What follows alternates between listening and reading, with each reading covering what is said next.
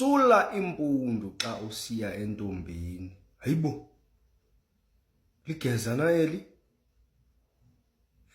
Bridget uthetha nam ndisule impundu xa ndisiya entombini, camana ndikunukisela ne? Kusiwe apha. Kutheni ke ngoku ungathethi nam bucala uzondihlaza ebantwini? Caba ndakushiyela isirhamu eshitini. Okay. Noba yiyo le nto ke ngoku ongasazibambi ii-calls zam. Caba wathi le ndoda isimenxe singaka eshitini andiphinde ndimbizi. Caba watsho ne. No, it's fine. Yiyo le nto ii-calls zam zingasabanjwa ndiba ngakuzama, hayi. Ndakushiya nesimenxe. Ndakothusa.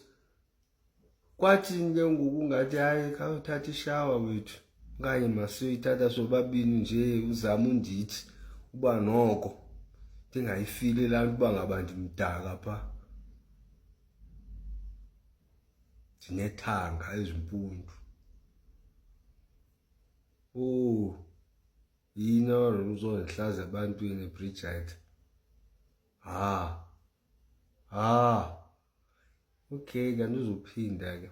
Awuzosuka ngalo infect ngizawuhlamba. You understand?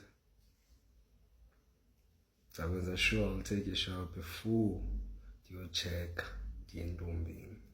Yabo? Nawe mhlawumbi uzandithatha back ungandihlazi ebantwini uba ndakushiyela isirhamu.